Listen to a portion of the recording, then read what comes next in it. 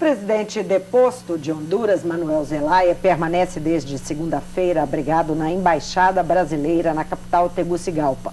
O clima é tenso por lá.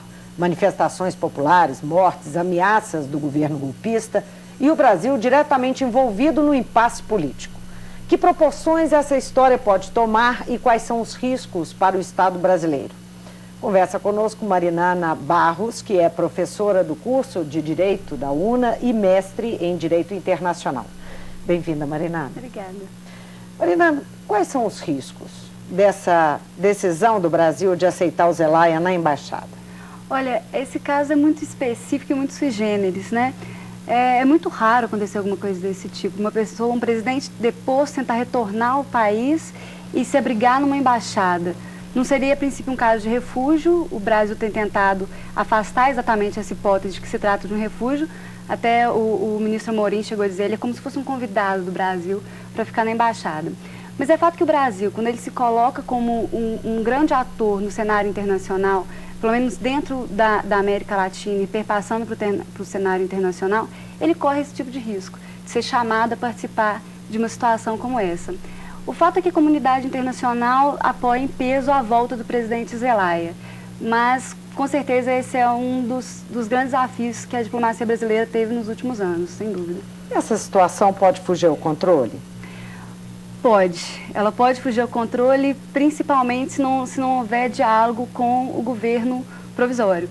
Então, a tendência é de que se tragam organismos internacionais para esse debate, para que que exista efetivamente um diálogo. Simplesmente afastar o governo provisório não parece ser uma possibilidade agora. Houve algumas informações agora há pouco de que chega a ter já existe um morto nesses confrontos, uma pessoa pró-Zelaya que estaria próxima à Embaixada do Brasil e que foi atingido por uma arma dos militares. Então é fato que a situação ela é bastante delicada nesse momento. Agora, conceder um abrigo nesse caso, é um gesto de ousadia? É caso pensado ou a teoria, enfim, a teoria não, a informação do Zelaya que ele sustenta, né, a versão de que ele foi sem avisar e tal, é possível? Eu acho que é possível que ele tenha ido sem avisar, porque o Brasil se coloca no olho do furacão de alguma coisa que estava parecendo mais um problema nacional. Né, as eleições já haviam sido marcadas para o final de novembro e, de repente, o Zelaya retorna ao país e coloca o Brasil no meio de um imbróglio que até o momento parecia que estava sendo resolvido nacionalmente. Então, é bem provável que ele realmente tenha chegado sem avisar e que o Brasil tenha se visto, como já disse o embaixador ontem, com uma batata quente na mão. Então, se o Brasil recusasse a entrada do Zelaya, ele estaria sendo incoerente com o que ele vinha dizendo anteriormente, que é necessário que o Zelaya volte para Honduras. Então, o Brasil ele foi coerente, mas se colocou no olho do furacão. Agora, resta ao Brasil pedir ajuda à comunidade internacional. Seriam duas as possibilidades do Brasil. Ou trazer essa questão para o âmbito bilateral e os diplomatas brasileiros conversarem, dialogarem com o governo provisório para tentar achar uma saída, ou trazer essa questão para o âmbito multilateral, que parece que está sendo a opção do governo federal nesse momento. Então, o Lula tem sido muito enfático com relação à necessidade da Organização dos Estados Americanos estarem presentes nesse diálogo e, ao mesmo tempo, o Lula convocou uma reunião, pediu para que houvesse uma reunião extraordinária do Conselho de Segurança da ONU. A questão que fica é se essa é uma competência do Conselho de Segurança, né? Porque o Conselho trata de paz e segurança internacional. Será que essa seria uma questão internacional? Ela ainda é uma questão meramente nacional de Honduras?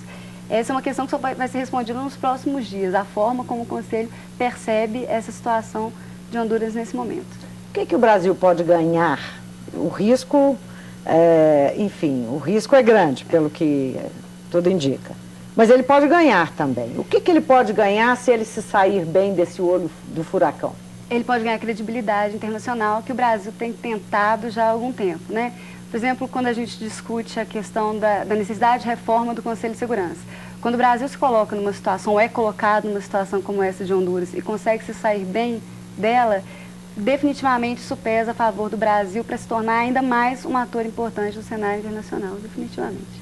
Agora, se houver também uma invasão da embaixada, uma coisa desse tipo, as consequências não podem ser nem calculadas. Né? Incalculáveis.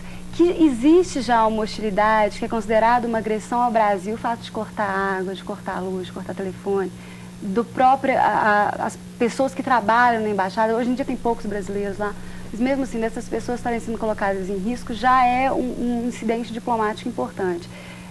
Se fugir do controle, com certeza isso vai pesar e vai manchar a imagem do Brasil no âmbito internacional. Seria possível essa decisão sem uma consulta aos Estados Unidos? Você disse que acredita que o Zelaya chegou por meios próprios, como disse o Celso Amorim, mas os Estados Unidos fora dessa discussão e sem saber de nada, isso pode ter acontecido no quintal americano? A gente tem que pensar que nós estamos passando por uma mudança de paradigma na política externa norte-americana pós-Obama, muito mais pragmática, muito menos interveniente nos outros estados. Então é difícil a gente julgar, pelo pouco tempo que existe do governo Obama, é difícil julgar de fato se o Obama se colocaria numa posição como essa. É difícil pensar que alguma coisa desse tamanho, desse quilate, estaria sendo feito dentro do quintal norte-americano sem que ele soubesse. Mas realmente a gente ainda está tateando para entender a política externa do governo Obama. O que você achou das declarações da Hillary, né, e da reação da América Latina? Que avaliação que você faz a partir dessas manifestações? A América Latina, é muito raro a gente ver um consenso na América Latina como está acontecendo agora. Isso é raríssimo, né? Nos últimos tempos tem sido muito claro que existem dois blocos dentro da América Latina, um pró-Estados Unidos, e aí a gente pode pegar o caso da Colômbia e Peru, um contra os Estados Unidos, Equador, Venezuela, Bolívia, e um bloco do meio, que é Brasil, Argentina, Chile algumas vezes, e pela primeira vez em muito tempo nós estamos vendo um consenso completo dentro da América Latina, o que parece que é um certo medo de que a situação que está acontecendo agora em Honduras possa se repetir em outros estados. Então é um consenso muito importante, porque mostra alguma identidade regional que há muito tempo não podia ser sentida. Quer dizer, que é o risco de um golpe em série, assim Exatamente. Como a América Latina já viveu. Já viveu nas décadas de 50 e 60, com certeza. Mesmo que nós estejamos em contexto tão diferente, ou não estamos num contexto tão diferente? O contexto é diferente, mas nós temos que pensar que a América Latina está ainda tentando maturar suas democracias. Então, quando um golpe desse aparece, é perigoso que ele vá para o lado, né? Então, o próprio Lula falou isso, falou, poxa, nós estamos começando, nós estamos tentando, a Constituição brasileira tem 20 anos, nós estamos comemorando isso ainda. Quando a gente permite isso é o contexto de toda a América Latina. Temporalmente, nós estamos falando de um lapso muito pequeno de democracias, que ainda estão se maturando. Então, permitir que um golpe desse aconteça na região é realmente um risco enorme. E a reação tanto da ONU quanto dos Estados Unidos? Como é que você encara assim, as declarações propriamente? Bom, a tendência de ambos é de levar o valor da democracia, né? Se o povo hondurenho escolheu o presidente Zelaya, que ele continue no poder. Nós temos que ter consciência disso, que isso não significa necessariamente ser a favor do que o Zelaya estava fazendo dentro de Honduras. Ele estava realmente tentando retirar uma cláusula pétrea da Constituição, desconsiderando tanto a opinião do Congresso quanto da Suprema Corte hondurenha, o que vem sendo uma característica da América Latina nos últimos anos, né? Um poder executivo muito inchado, com poderes legislativos e judiciários sendo deixados à margem. Então, colocar-se contra o golpe não significa colocar-se a favor do que o presidente Zelaya fazia ali dentro. É colocar-se sim a favor da democracia, que ele não seja retirado do país como aconteceu. Esse foi o grande erro dos golpistas. Você não retira um presidente do país como ele fez, né, de pijama no meio da noite com uma arma na cabeça. Isso chama golpe de Estado, isso não vai ser admitido facilmente na região. Então, do ponto de vista internacional, do ponto de vista das relações internacionais, em momento nenhum pode se considerar uma interferência indevida nesse país, no governo golpista, a atitude do Brasil de dar abrigo ao Zelaya. O governo provisório tem tido essa posição, dizer que é uma ingerência do Brasil o fato de aceitar o Zelaya na sua embaixada.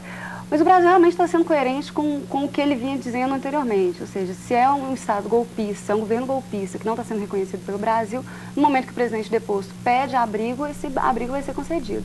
O que não pode é essa situação se estender por um longo prazo, ele fica insustentável. Então nós vamos aguardar os acontecimentos. Os próximos. Ok, eu conversei com Marinana Andrade Barros, professora do curso de Direito da UNA, mestre em Direito Internacional. Muito obrigada pela sua presença, professora.